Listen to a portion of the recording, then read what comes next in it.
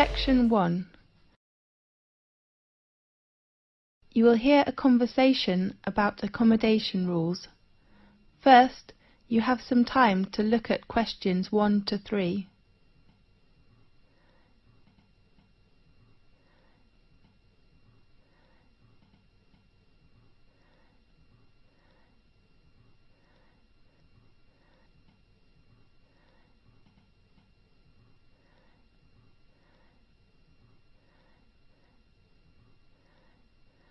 You will see there is an example that has been done for you. On this occasion only, the conversation relating to this will be played first. Good morning, everyone. I'm your accommodation advisor. Well, firstly, welcome to Thomas House, which is one of the most popular accommodations in our university. I will give you an introduction about the house and answer your questions. The name of the house is Thomas House, so Thomas House has been chosen. Now we shall begin. You should answer the questions as you listen, because you will not hear the recording a second time. Listen carefully and answer questions 1 to 3.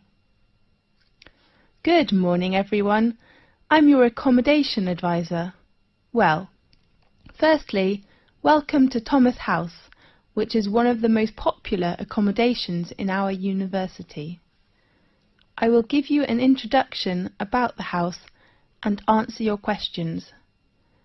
As you know, the building was constructed in the middle of the 18th century and was used by the family of Thomas. That's, of course, how the house and university got its name. We repaired it and added some new and modern facilities last year. Excuse me, advisor? Yes?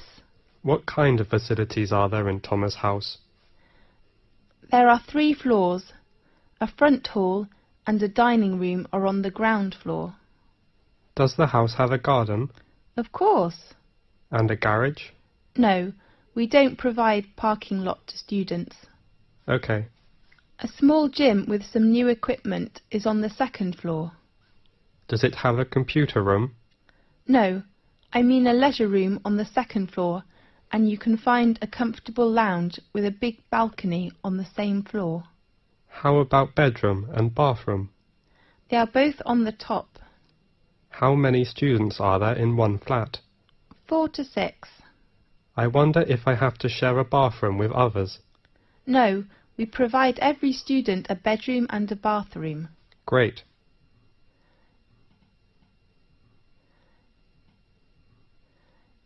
Now, look at questions 4 to 10.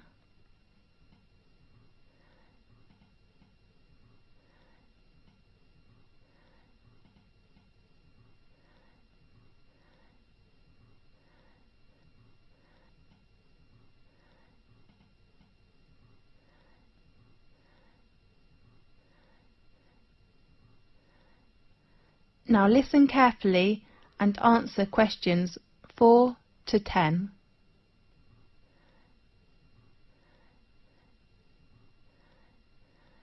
There are some rules in Thomas House. Firstly, smoking is not allowed in both your bedroom and the bathroom. Does the house have a smoking section? No, you can smoke on the balcony or outside the house. Advisor, is there a laundry in the house? Of course, laundry room is located on the right corner of the 2nd floor. Sure. But please do not use it after 11 o'clock. Is it free to us? In fact, you don't need to pay any bills which are included in your accommodation fee, but you have to pay laundry fee. How much? We offer 2 coin-operated washing machines. The large one is £2.50 and the small one is £1.60. If the lounge has a time restriction? Definitely. We ask all students to keep quiet and do not make noise after 11 o'clock. We know there is a backyard in the house. Yes. if we can park our car there? No, we do not allow parking in our yard. Okay. Could we invite some friends to hold a party in the garden or lounge? We only allow party on weekends. Fine. The last rule is to pay attention to the opening time of the front hall. The door is locked at 11 p.m. and opened again at 6 a.m. in the next morning. Remember to take the front door key when you go out early or come back late. How could we get the front door key? You can go to Residence Office building and get your key in room 101. Sure. Well, any questions? This is the end of section 1. You now have half a minute to check your answers.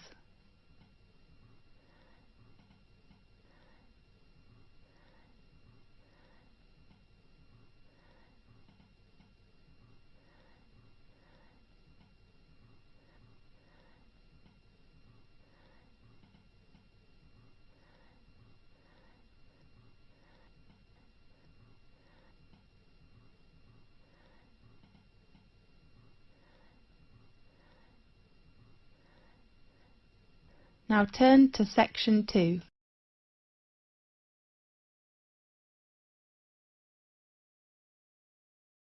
Section 2.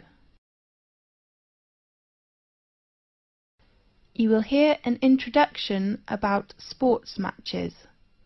First, you have some time to look at questions 11 to 17.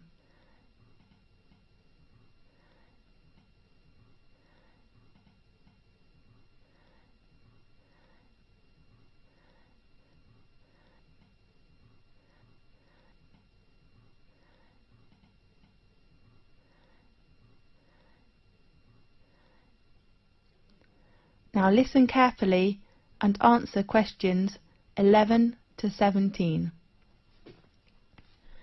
Good morning, everyone. I'm Mary White, the Secretary of the Exciting Sports Club. Welcome to attend Match's arrangement meeting. I know you are looking forward to a great season. Now, I'd like to give you a short introduction to our arrangement in this season. This season, we still have 2 competitions. One is tennis and the other is soccer. Let's start with tennis. There will be 6 teams competition. We hope the players' ages are between 16 and 22 years old. While the number of soccer teams is only 4 in this season, because we hope all players' ages are no more than 20 years old. Now, in this new season there are some changes. The first one is the venue. We will arrange all our matches for both the tennis and soccer competitions in Magic Park instead of Darry Park, which was used last year. Tennis matches will be arranged on Court 2 and Court 4 will hold soccer matches. Our match schedule: all tennis matches will be played on Sunday afternoons. All matches will begin at 2 o'clock. Soccer matches in this season will be played at 7 o'clock on Saturday evenings. The joining fee is still £30, including a new sport gear. We still offer a week of training session before formal match for our new players. There are 2 training sessions at 3 p.m. to 5 p.m. on next Friday and Saturday afternoon. The fee is only £12. Now, I'd like to introduce the coach of each training session, George Hanson, who has been supervised the tennis teams for over 4 years, will still be coach this season. While we will invite a good soccer coach who has enough patience and professional skills to work as this season's soccer coach. His name is Paul Batt.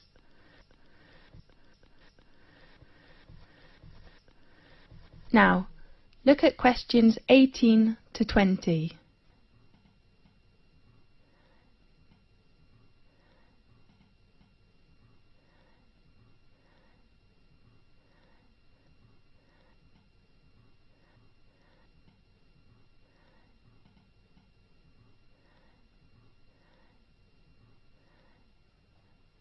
Now, listen carefully and answer questions 18 to 20.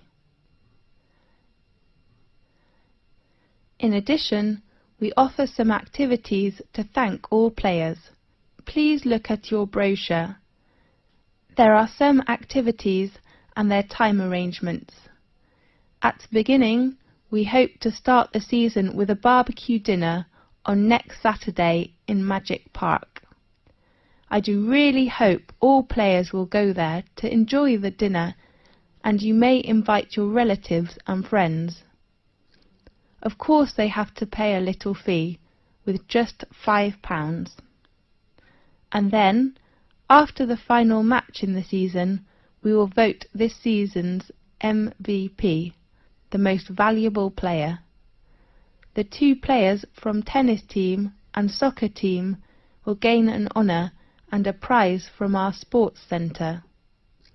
This season we hope all players can send a confirm letter to us to ensure our match arrangement. So please write to us before the deadline. It is on Thursday, 18th of April. Our secretary, David Black, is in charge of collecting fees and your letters in this season.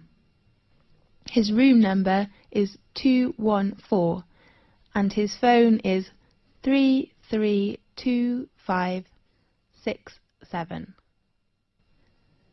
This is the end of section 2. You now have half a minute to check your answers.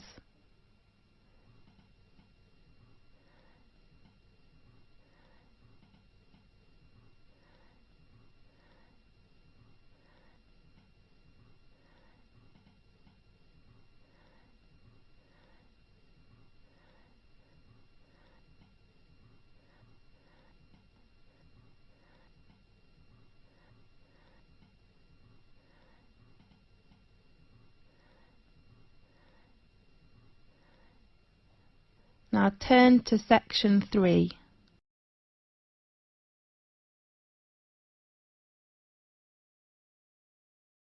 Section 3. You will hear a conversation about a student thesis.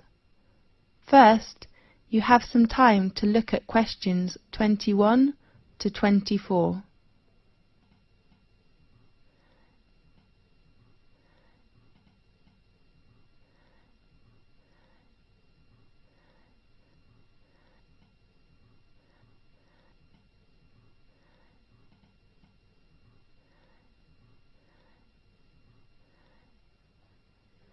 Now listen carefully and answer questions 21 to 24. Come in, please. Good afternoon. Oh, I am sorry. Is it Professor Lee's office room? No, it is room 640. His new room number is 614 on the right of this corridor. Thanks a lot. You're welcome. Come in, please. Good afternoon, Professor Lee. Good afternoon. Come in, please. I remember our tutorial time is at 2 o'clock, right? Really? Oh, I am so sorry. I remember it is at 1:30. So I go to common room to wait for 30 minutes, okay? No, I'm free now. Let's begin. I am so sorry. That doesn't matter. So, how about your work? In fact, Professor Lee, can I get an extension of time to hand in my work? I mean, I hope to extend my thesis deadline. James, you know extension is usually given only for medical or accident reasons. So what's your problem? You have a good beginning with your draft, isn't it right? Yes, well, I'm having too many reading materials to read. Too many? How many? Besides academic journals, I have about 15 books to read next month. I don't think I can finish them. Oh, darling, you do not need to read them all. What do you mean?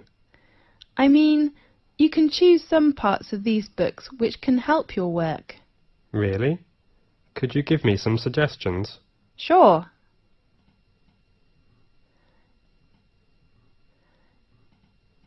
Now look at questions 25 to 30.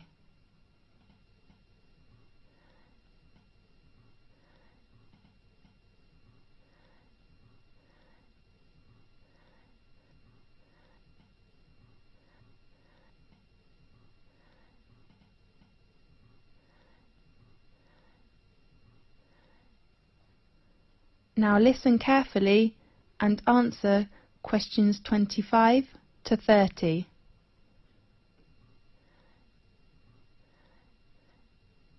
Do you bring your reference book list? Yes, I take it. Let's see. First, the book by Bayer. I think it is really worth reading. Read it all? Yes, the topic of the book is nearly the same field with you. Okay, I'll read Bayer's book. The next author is Oliver. I heard that his argument is very strong, but the book is a little difficult.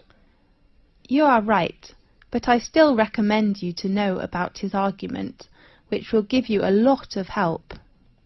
Fine. Do you think I should read Billy's book? About Billy. I have to say his work is very good, especially his research method, but you do not need to read it now. Right. The last author is Andrew. How about his book? In my opinion, the one by Andrew says the research findings. I mean, his last part is very excellent, clear and persuasive. I agree with you. I'm reading the book now. Great. How about others? I suggest you finish these books next month, and then we will talk about others, okay? Okay. Have you begun your research work? Yes. How are things going? That's okay, except the research method. What's wrong with the method?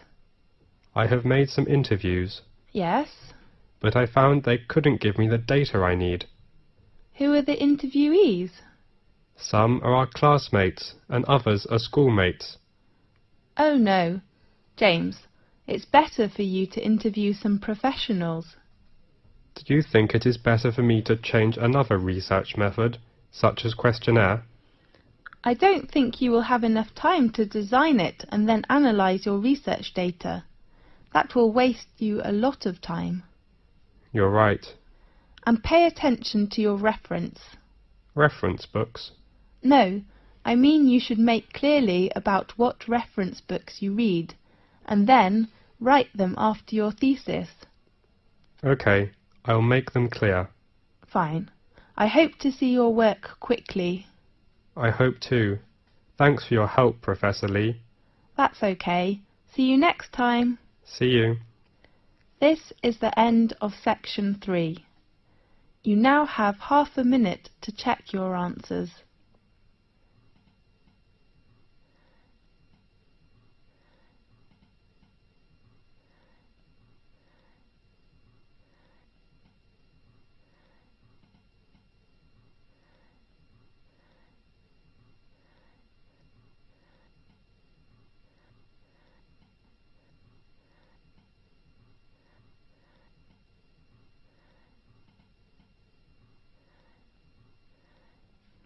Now turn to section 4.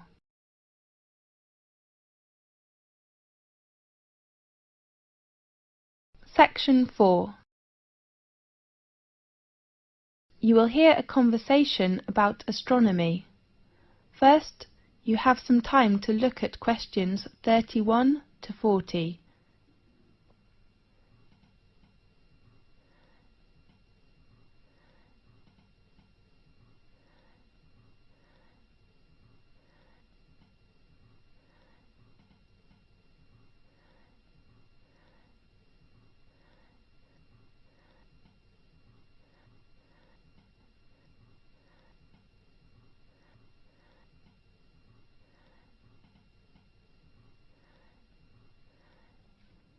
Now listen carefully and answer questions 31 to 40.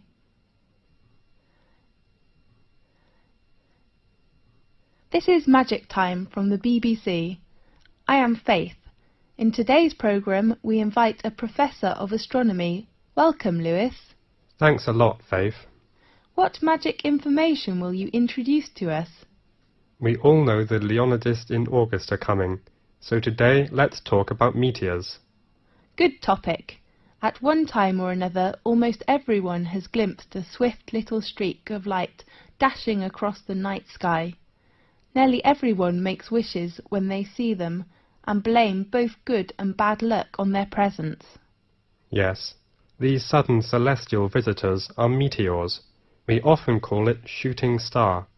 The glowing trails are caused by the incineration of a piece of celestial debris entering our atmosphere. Many meteors are quick flashes, but some last long enough for us to track their brief course across the sky. Right. Now and then, a meteor truly will light up the night, blazing brighter than Venus, although rarely, even brighter than the moon, leaving in its wake a dimly glowing trail that may persist for minutes. Lewis, can we see some meteors every night in 1 year? Yes. Under a dark sky, any observer can expect to see between 2 and 7 meteors each hour, any night of the year. These are sporadic meteors. Sporadic meteors? Yes. Their source bodies, meteorids, are part of the dusty background of the inner solar system. Several times during the year, Earth encounters swarms of small particles that greatly increase the number of meteors. The result is a meteor shower, during which observers may see dozens of meteors every hour. Concentrations of material within the swarms may produce better than average displays in some years, with rates of hundreds per hour, and were treated to a truly amazing display in which thousands of visible meteors can be seen for a brief period. The phenomenon is called meteor storms, which are more magnificent than meteor showers. Aha! That's wonderful! Definitely. The meteors that appear during a meteor shower seem to come from one point in the sky. This illusion is an effect of perspective, just as a roadway seems to converge in the distance.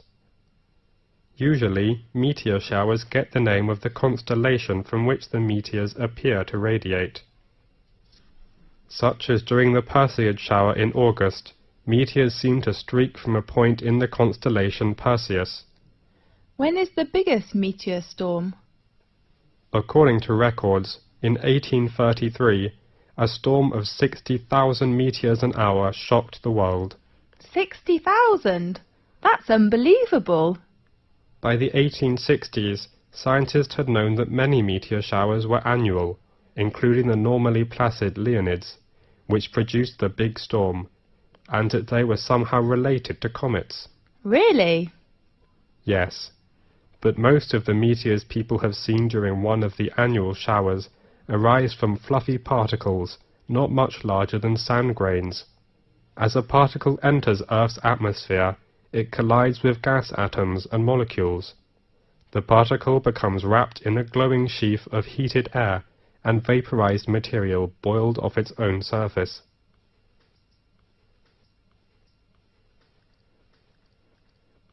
Whether meteor is very near to us when it appears? No. In fact, it is an illusion. However, even well-trained professionals can be fooled, such as airline pilots have swerved to avoid meteors that were actually 160 kilometers away. A meteor that appears brighter than any of the stars and planets is a fireball. Fireball? That's so interesting. Yeah. Most meteors are seen 80 to 120 kilometers above the ground. Sometimes someone will claim to see a fireball land on a hilltop, but in fact a real fireball first appears at a height of about 125 kilometers and loses its brightness while still at least 20 kilometers above the ground. Yes. What colours do meteors have? Usually, most meteors look white, but some also appear blue, green, yellow, orange, or even red. What will happen if a meteoroid gets to the surface of the Earth without being completely vaporized? It will be a meteorite. I heard meteorites were long ago thought to be cast down as gifts from angels. Yes, and others thought the gods were displaying their anger. Really? As late as the 17th century, many believed they fell from thunderstorms. They were nicknamed thunderstones. Many scientists didn't believe the accounts of people who claimed to have seen meteors, and some experts were skeptical that stones could fall from the clouds or the heaven. Yes. One of the most significant meteorite events in recent history destroyed hundreds of square miles of forest in Siberia on June the 30th, 1908. According to local witnesses, a ball of fire streaked through the sky and seemed to enter the atmosphere at an oblique angle. It exploded, sending out hot winds and loud noises, and shaking the ground enough to break windows in nearby villages. Small particles blown into the atmosphere lit the night sky for several days. So, nowadays, the prevailing theory holds that a meteor exploded just above the surface. Yes. Most impact craters and basins larger than the meteor crater are heavily worn away, or have been buried by rocks and dirt as the Earth's surface changed. At present, Chicxulub Basin, centered in Mexico's Yucatan Peninsula, is the largest one. The diameter of basin is around 300 kilometers. Rock samples obtained by drilling into the basin show that an asteroid struck the Earth there about 65 million years ago. Does that the same period with the dinosaurs disappeared? That's right. Many scientists believe this debris caused climate changes which made the dinosaurs not survive. We do really hope that will never happen again. Right. OK, thanks for watching today's programme. See you